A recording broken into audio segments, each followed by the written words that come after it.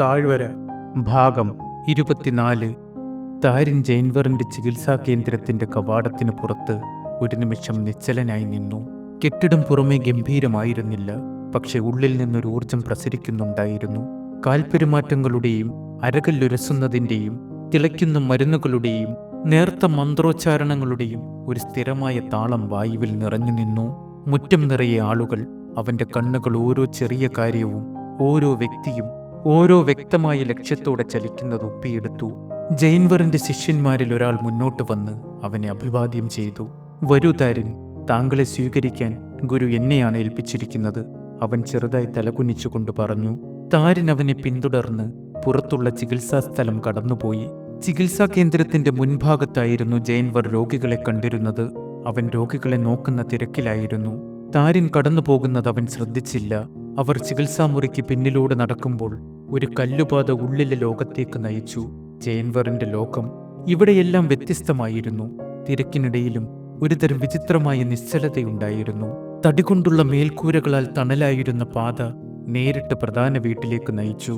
ഇവിടെ ഔഷധ സസ്യങ്ങളുടെ ഗന്ധം കൂടുതൽ ശക്തമായി തങ്ങി നിന്നു. പ്രധാന വീട് വലുതും ഓടുമേഞ്ഞതും കൂടുതലും മരവും കല്ലും കൊണ്ട് നിർമ്മിച്ച ഒരു കെട്ടിടമായിരുന്നു. അവർ അകത്തേക്ക് കടന്നപ്പോൾ ശിഷ്യൻ അവിടുത്തെ ഓരോ ഭാഗവും താരിന് പരിചയപ്പെടുത്തി. വലത്തേക്ക് വിരൽ ചൂണ്ടി അവൻ പറഞ്ഞു, അവിടെയാണ് അപൂർവ മരുന്നുകൾ സൂക്ഷിച്ചിരിക്കുന്നത്. അതൊരു ചെറിയ മുറിയായിരുന്നു, പക്ഷെ അതിന്റെ പ്രവേശനം സങ്കീർണമായ മരം കൊണ്ടുള്ള കൊത്തുപണികളും ഒരു വലിയ പിച്ചളപ്പൂട്ടും കൊണ്ട് സംരക്ഷിക്കപ്പെട്ടിരുന്നു. ഗുരുവിനും ഏതാനും വിശ്വസ്തർക്കും മാത്രമേ പ്രവേശനമുള്ളൂ, അവൻ കൂട്ടിച്ചേർത്തു. ഈ ശേഖരണ മുറിക്ക് പിന്നിലായിരുന്നു പരീക്ഷണശാല. മരം കൊണ്ടുള്ള അതിന്റെ വാതിലിന് മുകളിലായി അഴികൾ പിടിപ്പിച്ചിരുന്നു. താരിൻ അഴികൾക്കിടയിലൂടെ മുറിക്കുള്ളിലേക്ക് നോക്കി. ചുമരുകൾ വിചിത്രമായി തോന്നിപ്പിക്കുന്ന കുപ്പികളും ഉണങ്ങിയ ഇലകളും പൊടികളും കൊണ്ട് നിറഞ്ഞ അലമാരകളാൽ നിറഞ്ഞിരുന്നു. അളവുകൾ കൊത്തുവെച്ച നിരവധി മേശകളുണ്ടായിരുന്നു. ഇരുമ്പുകാലിൽ വലിയ അടിഭാഗമുള്ള പാത്രങ്ങളോട് കൂടിയ ഏതാനും അടുപ്പുകളുണ്ടായിരുന്നു. മേൽക്കൂരയിൽ നിന്ന് ഉണങ്ങാനിട്ടിരിക്കുന്ന ഔഷധസസ്യങ്ങളുടെ കെട്ടുകൾ തൂങ്ങിക്കിടന്നിരുന്നു. പരീക്ഷണശാലയ്ക്ക് സമീപമായിരുന്നു ഗ്രന്ഥശാല. അവിടുത്തെ വായു കൂടുതൽ ഭാരമുള്ളതായിരുന്നു. പഴയ ചുരുൾക്കടലാസുകളുടെയും മഷിയുടെയും ഗന്ധം അതിൽ നിറഞ്ഞിരുന്നു. 4 ചുമരുകളിലും അലമാരകൾ നിരന്നിരുന്നു. പനിയോലകളിലുള്ള കയ്യെഴുത്തു പ്രതികളും കട്ടിയുള്ള ചുരുളുകളും ഭംഗിയായി അടുക്കി വച്ചിരുന്നു. വിവിധ ലിപികളിലുള്ള പുസ്തകങ്ങളും മഷിക്കുപ്പികളും ശ്രദ്ധാപൂർവം അടുക്കി വെച്ച കുറിപ്പുകളും ഉണ്ടായിരുന്നു. ശിഷ്യൻ മന്ത്രിച്ചു, ഇതാണ് വീടിന്റെ ഹൃദയം. ഗുരുവും അദ്ദേഹത്തിന്റെ അടുത്ത ശിഷ്യന്മാരും മാത്രമേ ഇവിടെ വരാറുള്ളൂ. ഗ്രന്ഥശാലയ്ക്കടുത്തായി ജൈൻവറിന്റെ സ്വകാര്യ മുറികളായിരുന്നു. അവന്റെ കിടപ്പുമുറിയും വായനാമുറിയും താരിനിടനാഴിയിൽ നിന്ന് ഒരു കാഴ്ച മാത്രമേ ലഭിച്ചുള്ളൂ. പക്ഷെ അവനൊരു ലളിതമായ കിടക്കയും ഒരു റാന്തൽ വിളക്കും കുറിപ്പുകൾ ചിതറിക്കിടക്കുന്ന ഒരു തടിമേശയും കാണാൻ കഴിഞ്ഞു. ഇതിലേ വരൂ, ശിഷ്യൻ പറഞ്ഞു. അവൻ താരിനെ ഗ്രന്ഥശാലയ്ക്കപ്പുറത്തേക്ക് നീളുന്ന ഒരു നീണ്ട ഇടനാഴിയിലേക്ക് നയിച്ചു. ഇരുവശത്തും അടച്ചിട്ട തടിവാതിലുകൾ ഉണ്ടായിരുന്നു. പ്രത്യേക അതിഥികൾക്കും പ്രധാനപ്പെട്ട ആളുകൾക്കും വേണ്ടിയുള്ള മുറികൾ. താരിനുള്ള മുറി ഇവയിലൊന്നായിരുന്നു. ഈ ഇടനാഴി ശിഷ്യന്മാരുടെ താമസ സ്ഥലത്താണ് അവസാനിക്കുന്നത്. അവൻ തുടർന്നു. വീടിന്റെ എതിർവശത്ത് മറ്റൊരിടനാഴിക്കപ്പുറം ശിഷ്യകൾ താമസിച്ചു. അവിടെയുള്ള എല്ലാ ക്രമീകരണങ്ങളും നന്നായി ആസൂത്രണം ചെയ്തതായിരുന്നു. അവർ ഒരു വാതിലിന് മുന്നിൽ നിന്നു. ഇതാണ് താരിന്റെ മുറി, അതും പറഞ്ഞുകൊണ്ട് ശിഷ്യൻ പതിയെ വാതിൽ തുറന്നു. വാതിൽ തുറന്നപ്പോൾ അത് പതിയെ ഞരങ്ങി. വേപ്പെണ്ണയുടെ ഒരു പുതിയ ഗന്ധം പുറത്തേക്ക് വന്നു. താരിനകത്തേക്ക് കടന്ന് അവന്റെ തുണിസഞ്ചികൾ സാവധാനം തറയിൽ വച്ചു. ഒരുപാട് നേരം അവൻ അവിടെ നിന്ന് എല്ലാം നിരീക്ഷിക്കുകയായിരുന്നു. അതൊരു ലളിതമായ മുറിയായിരുന്നു. എന്നിട്ടും താരിൻ ഇതുവരെ അറിഞ്ഞിട്ടുള്ളതിലും കൂടുതൽ ആഡംബരം അതിനുണ്ടായിരുന്നു. ഒരു വശത്ത് തടികൊണ്ടുള്ള ഒരു കട്ടിലുണ്ടായിരുന്നു. അതിന്റെ കാലുകൾ കൊത്തുപണികളുള്ളതും ഉറപ്പുള്ളതുമായിരുന്നു. അതിലൊരു വൃത്തിയുള്ള പരുത്തിമെത്തിയുണ്ടായിരുന്നു. ഭംഗിയുള്ള ചിത്രപ്പണികൾ ചെയ്ത ഒരു കിടക്കവിരി വിരിച്ചിരുന്നു. തലഭാഗത്തൊരു തലയണ വെച്ചിരുന്നു. ഇടതുവശത്ത് ജനലിനടുത്ത് ഒരു ലളിതമായ തടിമേശയുണ്ടായിരുന്നു. അതിന്റെ ഉപരിതലം ഒഴിഞ്ഞുകിടന്നു. അതിനടുത്തൊരു കസേര നിശബ്ദമായിരുന്നു. എതിർവശത്തെ ചുമരിൽ ഒരു തടിയലമാരയുണ്ടായിരുന്നു. ഇപ്പോൾ ഒഴിഞ്ഞുകിടക്കുന്ന അത് അവന്റെ മരുന്നുകൾക്കും സാധനങ്ങൾക്കും വേണ്ടിയുള്ളതായിരുന്നു. തറയിൽ മിനുസമുള്ള ഓടുകൾ പാകിയിരുന്നു. അതവന്റെ നഗ്നപാദങ്ങൾക്ക് തണുപ്പ് നൽകി. താരിൻ ദീർഘനിശ്വാസമെടുത്തു. ഇത് താഴ്വരയിലെ അവന്റെ കുടിലായിരുന്നില്ല. അവൻ മൺതറയിൽ പായയിൽ കിടന്ന് ശീലിച്ചവനായിരുന്നു. അവൻ ഒരിക്കലും തലയണ ഉപയോഗിച്ചിരുന്നില്ല. അവനെ സംബന്ധിച്ചിടത്തോളം ഇത് അധികമായിരുന്നു. അവൻ കട്ടിലിരുന്ന ഉടൻ ശിഷ്യൻ പറഞ്ഞു, ഗുരു, നിങ്ങളെ കാണാൻ ഇനിയും സമയമെടുക്കും. ഞാൻ നിങ്ങളെ ഇവിടെ ചുറ്റിക്കാണിക്കാം. നിങ്ങൾക്ക് ഈ സ്ഥലം ഇഷ്ടപ്പെടും. താരൻ എഴുന്നേറ്റ് അവനെ പിന്തുടർന്നു. അവർ ഇടനാഴിയിലൂടെ നടന്നു. അകത്തെ മുറ്റത്തെത്തി. അത് കല്ലുപാകിയ വിശാലമായ ഒരു തുറന്ന സ്ഥലമായിരുന്നു. അവിടെ ശുദ്ധവായു സ്വതന്ത്രമായി സഞ്ചരിച്ചു.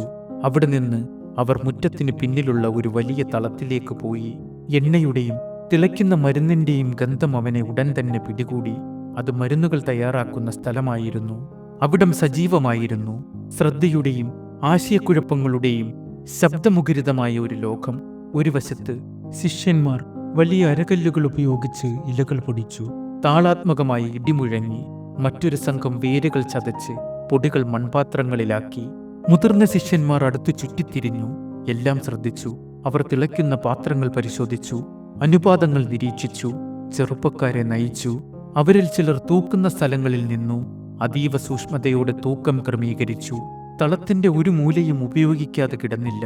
തൂക്കിയിട്ട കൊട്ടകളിൽ ഉണങ്ങിയ ഔഷധ സസ്യങ്ങൾ ഉണ്ടായിരുന്നു.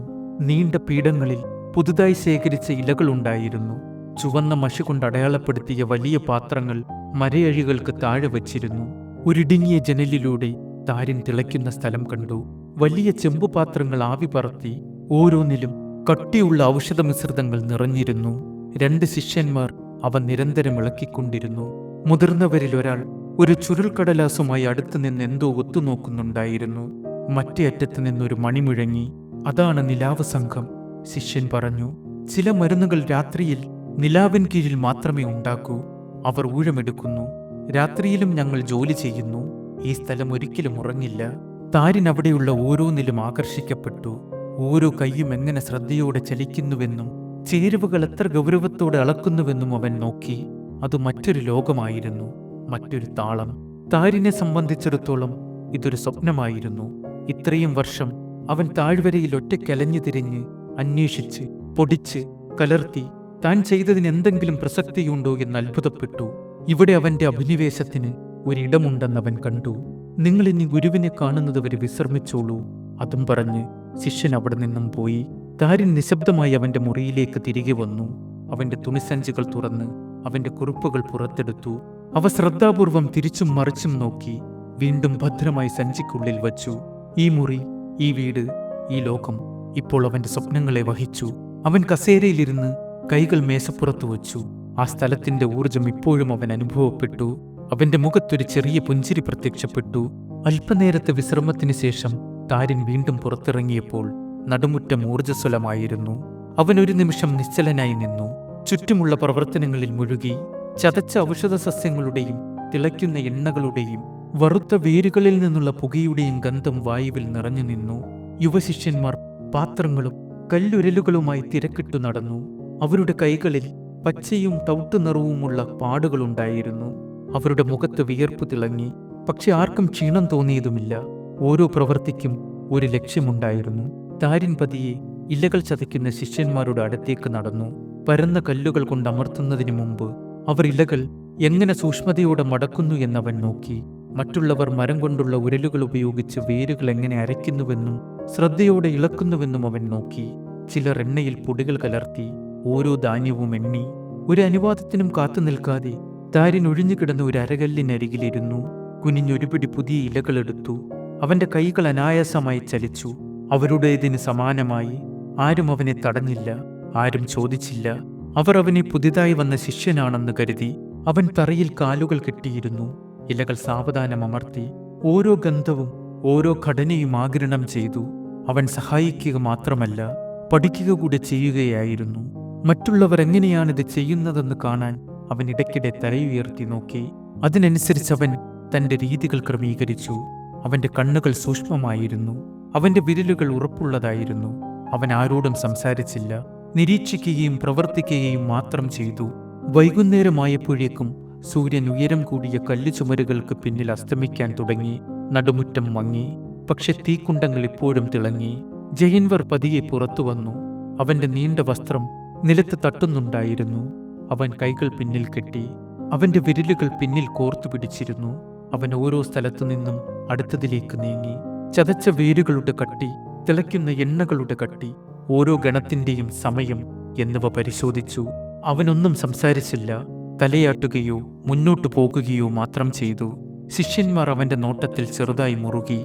താരിനിരിക്കുന്ന സംഘത്തിന്റെ അടുത്തെത്തിയപ്പോൾ അവൻ നിന്നു. പൂർണ്ണ ശ്രദ്ധയോടെ ഇലകളമർത്തുന്ന യുവാവിൽ അവന്റെ കണ്ണുകൾ പതിഞ്ഞു. അവന്റെ മുഖത്തൊരു പുഞ്ചിരിയുണ്ടായിരുന്നു. താരിൻ തലയുയർത്തി. ഉടൻ എഴുന്നേറ്റു. ചെറുതായി തലകുനിച്ചു. "നീ എന്റെ കൂടെ വരൂ." താരിൻ കൈകൾ തട്ടി അവനെ പിന്തുടർന്നു. അവർ നടന്നു പോയപ്പോൾ മറ്റു ശിഷ്യന്മാർ അവരെ നോക്കി. സംസാരങ്ങൾ തുടങ്ങി. ജൈൻവർ മുറ്റത്തെ ജോലികൾക്കിടയിൽ നിന്നും ആരെയെങ്കിലും വിളിക്കുന്നത് സാധാരണമായിരുന്നില്ല. പിന്നെ എന്തിനാണ് പുതിയ ശിഷ്യനെ കൂട്ടിക്കൊണ്ടുപോയത്? താരിൻ ഒരു ചുവട് പിന്നിൽ നടന്നു. അവന്റെ ഉള്ളിൽ ജിജ്ഞാസയുണ്ടായിരുന്നു. ഞാൻ അവരെ സഹായിക്കുകയും അവർ എന്താണ് ചെയ്യുന്നതെന്ന് പഠിക്കുകയും ചെയ്യുകയായിരുന്നു. താരിൻ വിനയത്തോടെ പറഞ്ഞു. ജൈൻവർ ചെറുതായി തിരിഞ്ഞു. "നീ അവരിലൊരാളല്ല. നിന്റെ സ്ഥാനം അവിടെയല്ല, അതിനപ്പുറമാണ്." താരിൻ അഭിമാനത്തിന്റെയും പരിഭ്രാന്തിയുടെയും ഒരു വിചിത്രമായ വികാരം അനുഭവപ്പെട്ടു. അവർ ഒരു വശത്തുകൂടിയുള്ള വഴിയിലൂടെ നടന്നു. കല്ലുകൊണ്ടുള്ള ഇടനാഴി നടുവിൽ തുറന്ന മണ്ഡപമുള്ള ഒരു വലിയ പഠനശാലയിലേക്ക് തുറന്നു. സായാഹ്ന വെളിച്ചം തടിച്ചട്ടകളിലൂടെ അരിച്ചിറങ്ങി. ജൈൻവർ മണ്ഡപത്തിലിരുന്നു. അവന്റെ അരികിലിരിക്കാൻ താരിനോട് ആംഗ്യം കാണിച്ചു. താരിൻ മടിച്ചു. എന്നിട്ട് സാവധാനം ഇരുന്നു. ജൈൻവർ സംസാരിച്ചു തുടങ്ങി. "നിന്റെ കണ്ടെത്തലുകൾ അവ അതിമനോഹരമായിരുന്നു. ചിലതെല്ലാം അവിശ്വസനീയം. നീ രേഖപ്പെടുത്തിയ ചില സസ്യങ്ങളെ ഞാൻ പോലും കേട്ടിട്ടില്ല. എന്നിട്ടും നിന്റെ വിവരണങ്ങൾ, അവയുടെ ഘടന, ഗന്ധം, ചൂടിലോ വെള്ളത്തിലോ ഉള്ള സ്വഭാവം എല്ലാം കൃത്യമായിരുന്നു." താരിൻ കണ്ണുകൾ താഴ്ത്തി. "നിന്റെ കുറിപ്പുകളിലൂടെ നിന്റെ അറിവിന്റെ ആഴം ഞാൻ മനസ്സിലാക്കി. നീ വെറുതെ ശേഖരിക്കുകയായിരുന്നില്ല.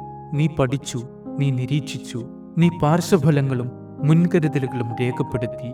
അതൊരു പരിചയസമ്പന്നനായ വൈദ്യന്റെ ജോലിയാണ്." താരിൻ ഇപ്പോഴും ഒന്നും പറഞ്ഞില്ല. "ഇപ്പോൾ ഞാനും അത് ചെയ്യണം. എനിക്കത് ഉറപ്പാക്കണം. എന്റെ സ്വന്തം കൈകളാൽ എനിക്കത് മനസ്സിലാക്കണം. ഞാൻ വാക്ക് തരുന്നു." താരിൻ ഒടുവിൽ പറഞ്ഞു. "എനിക്കറിയാവുന്നതെല്ലാം ഞാൻ എഴുതിയിട്ടുണ്ട്. ഞാനിവിടെ കൂടുതൽ പഠിക്കാനാണ് വന്നത്. ഒന്നും ഒളിച്ചു വെച്ചിട്ടില്ല. എന്റെ ആളുകൾക്ക് പ്രയോജനം ലഭിക്കണമെന്ന് ഞാൻ ആഗ്രഹിക്കുന്നു. ഇതെന്റെ താഴ്വരയ്ക്കപ്പുറം വളരണമെന്ന് ഞാൻ ആഗ്രഹിക്കുന്നു." ജൈൻവർ തലയാട്ടി. "അതങ്ങനെ തന്നെയാകും. പക്ഷെ ഇതറിയുക, വൈദ്യശാസ്ത്രം ഒരു പാചകക്കുറിപ്പ് മാത്രമല്ല. അത് നിരീക്ഷണമാണ്. ഒരു രോഗിയുടെ രോഗം നമ്മൾ കാണുന്നതല്ല, അത് നമ്മൾക്ക് അനുഭവപ്പെടുന്നതാണ്, നമ്മൾ അനുമാനിക്കുന്നതാണ്. ഒരു ലക്ഷണം മറ്റൊരു കാരണത്തിലേക്ക് നയിച്ചേക്കാം. ഒന്നും നേർരേഖയിലല്ല." "എനിക്ക് മനസ്സിലായി." താരിൻ പതിയെ മറുപടി പറഞ്ഞു. "നീ വേഗത്തിൽ പഠിക്കുന്നു. അതെനിക്കിതിനകം കാണാൻ കഴിയുന്നു. നിന്റെ നിരീക്ഷണം ഞാൻ ഇവിടെ കണ്ടിട്ടുള്ളവരെക്കാൾ മൂർച്ചയുള്ളതാണ്. അത് നിന്നെ വിലപ്പെട്ടവനാക്കുന്നു." അവർക്കിടയിൽ ഒരു നിശബ്ദത നിറഞ്ഞു. സായാഹ്നത്തിന്റെ ശാന്തത വായുവിൽ നിറഞ്ഞു. "നാളെ മുതൽ ചികിത്സയ്ക്കിടെ നീ എൻ്റെ ഒപ്പം ഇരിക്കുക. വൈകുന്നേരങ്ങളിൽ നമുക്ക് നിന്റെ കുറിപ്പുകൾ പരിശോധിക്കാം. നിന്റെ മരുന്നുകൾ ഓരോന്നായി പരീക്ഷിക്കാം." താരിൻ വീണ്ടും തലയാട്ടി. അവന്റെ ഉള്ളിൽ ജൈൻവറിനോടുള്ള അഗാധമായ നന്ദി നിറഞ്ഞു നിന്നു. അവർ കൂടുതൽ നേരം സംസാരിച്ചു. ജൈൻവർ അവനോട് കഥകൾ പറഞ്ഞു. ചെറുപ്പത്തിൽ താൻ ചെയ്ത തെറ്റുകളെക്കുറിച്ചും അപ്രതീക്ഷിത സ്ഥലങ്ങളിൽ താൻ കണ്ടെത്തിയ അപൂർവ രോഗശാന്തിയെക്കുറിച്ചും, ഒരു തെറ്റായ കൂട്ട് എങ്ങനെ ഒരു മനുഷ്യന്റെ ജീവനെടുത്തുവെന്നും. "ഇവിടെ അഹങ്കാരത്തിന് സ്ഥാനമില്ല," അവൻ പറഞ്ഞു. "വിനയത്തിനും ക്ഷമയ്ക്കും മാത്രമേ സ്ഥാനമുള്ളൂ." സൂര്യൻ പൂർണ്ണമായി അസ്തമിച്ചത് അവർ ശ്രദ്ധിച്ചില്ല. ഒരു ശിഷ്യൻ അടുത്തു വന്നു. "ഗുരു, അത്താഴം തയ്യാറാണ്." ഇരുവരും എഴുന്നേറ്റ് മറ്റൊരു പാതയിലൂടെ പൊതുഭക്ഷണ മുറിയിലേക്ക് നടന്നു. അത് വലുതും ഉയരം കൂടിയ മേൽക്കൂരയുള്ളതുമായ ഒരു മുറിയായിരുന്നു. കഴുക്കോലുകളിൽ നിന്ന് വിളക്കുകൾ തൂങ്ങിക്കിടന്നിരുന്നു. നടുവിൽ നീണ്ട പായ വിരിച്ചിരുന്നു. അവിടെ എല്ലാ ശിഷ്യന്മാരും തറയിൽ കാലുകൾ കെട്ടിയിരുന്നു. മുന്നിൽ ജൈൻവറിനു വേണ്ടിയുള്ള ഒരു ഉയർത്തിയ തട്ടുണ്ടായിരുന്നു. അതിലൊരു ലളിതമായ പീഠം വച്ചിരുന്നു. ഇന്ന് അതിനടുത്ത് രണ്ടാമതൊരു പീഠമുണ്ടായിരുന്നു. "ഇരിക്കൂ," ജൈൻവർ പറഞ്ഞു. താരിൻ മടിച്ച് പീഠത്തിലിരുന്നു. തനിക്കതിന് അർഹതയുണ്ടോ എന്ന് ഇപ്പോഴും അവന് ഉറപ്പില്ലായിരുന്നു. അത്താഴം ലളിതമായിരുന്നു. ധാന്യങ്ങൾ കൊണ്ടുള്ള കഞ്ഞിയും വറുത്ത കിഴങ്ങിന്റെ ഒരു പാത്രവും. ശിഷ്യന്മാർ ഇതിനകം നിശബ്ദമായി ഭക്ഷണം കഴിക്കുകയായിരുന്നു. ഇടയ്ക്കിടെ പരസ്പരം പിറുപിറുക്കുന്നുണ്ടായിരുന്നു. "എങ്ങനെയുണ്ട്?" അവന്റെ കഞ്ഞി കുടിച്ചുകൊണ്ട് ജൈൻവർ ചോദിച്ചു. "തൃപ്തികരം," താരിൻ പുഞ്ചിരിച്ചുകൊണ്ട് മറുപടി പറഞ്ഞു. അവർ നിശബ്ദമായി ഭക്ഷണം കഴിച്ചു തീർത്തു. അത്താഴത്തിന് ശേഷം ജൈൻവർ അവന്റെ മുതിർന്ന ശിഷ്യന്മാരെ ഒരു കോണിലേക്ക് വിളിച്ചു. താരിൻ പിന്നോട്ട് മാറി നിന്നു. സംഭാഷണം നാളത്തെ തയ്യാറെടുപ്പുകളെക്കുറിച്ചായിരുന്നു. ഔഷധങ്ങൾ തൂക്കുന്നതിനെക്കുറിച്ചും വേരുകൾ പുളിപ്പിക്കുന്നതിനെക്കുറിച്ചും പുതിയ മരുന്നുകൾ പരീക്ഷിക്കുന്നതിനെക്കുറിച്ചും അവൻ കൂടുതൽ നിർദ്ദേശങ്ങൾ നൽകി. എന്നിട്ട് അവരെയെല്ലാം വിട്ടയച്ചു. താരിൻ തലകുനിച്ച് അവന്റെ മുറിയിലേക്ക് തിരികെ നടന്നു. ഇടനാഴി ഇരുണ്ടതും നിശബ്ദവുമായിരുന്നു. ഏതാനും വിളക്കുകൾ മാത്രമേ കഴുക്കോലുകളിൽ നിന്ന് തൂങ്ങിക്കിടന്നിരുന്നുള്ളൂ. അവ നേർത്ത നിഴലുകൾ വീഴ്ത്തി. താരൻ അവന്റെ കയ്യിൽ ഒരു വിളക്ക് പിടിച്ചിരുന്നു. അവൻ നടക്കുമ്പോൾ ജ്വാല മിന്നിമറഞ്ഞു. ചുമരുകളിൽ അവന്റെ നിഴൽ നീളത്തിൽ വീഴ്ത്തി.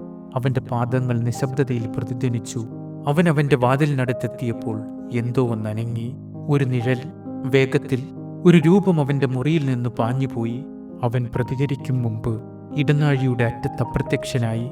താരിൻ പേടിച്ച് പിന്നിലേക്ക് മാറി. അവന്റെ ഹൃദയം പിടച്ചു. ആരാണത്? അവൻ വിറയ്ക്കുന്ന ശബ്ദത്തിൽ ചോദിച്ചു. അവൻ മരവിച്ചു നിന്നു. വിളക്കവന്റെ കയ്യിൽ ചെറുതായി വിറച്ചു. പിന്നെ അവൻ മുന്നോട്ട് ചുവടുവെച്ചു. അവന്റെ മുറിയുടെ വാതിൽ പാതി തുറന്നിരുന്നു. അവൻ പതിയെ അത് തള്ളി. വിജാഗിരികൾ ഞരങ്ങി. ഉള്ളിലവൻ വിട്ടുപോയതുപോലെ തന്നെയായിരുന്നു. പക്ഷെ മുറിക്കുള്ളിലെ വിളക്ക് കത്തിച്ചിരുന്നു. അവന്റെ കണ്ണുകൾ അവന്റെ തുണിസഞ്ചികളിലേക്ക് നീങ്ങി. അത് തുറന്നിരുന്നു. അവൻ തടിമേശയുടെ അടുത്തേക്ക് പാഞ്ഞു. ആരോ അവിടെ വന്നിരുന്നു. അവൻ സഞ്ചി പിടിച്ചെടുത്തു. അവന്റെ കുറിപ്പുകൾ, സസ്യങ്ങളെയും വേരുകളെയും ഫലങ്ങളെയും കുറിച്ചുള്ള വിലപ്പെട്ട രേഖകൾ ചിതറിക്കിടന്നിരുന്നു. പരിഭ്രാന്തനായി അവൻ അവയെ ശേഖരിച്ചു. താളുകൾ മറിച്ചു. അവന്റെ വിരലുകൾ വിറച്ചു. അവന്റെ ശ്വാസം നിശബ്ദതയിൽ ഉച്ചത്തിലായിരുന്നു. അവൻ ചുറ്റും നോക്കി. അലമാര, കിടക്ക, കസേര എല്ലാം തടസ്സരഹിതമായിരുന്നു. പക്ഷെ ആരോ ഇവിടെ ഉണ്ടായിരുന്നു. ആരോ അവന്റെ ജോലിയിൽ സ്പർശിച്ചിരുന്നു. താരിൻ കട്ടിലിന്റെ അരികിലിരുന്ന് തുറന്ന തുണിസഞ്ചിയെ നോക്കി.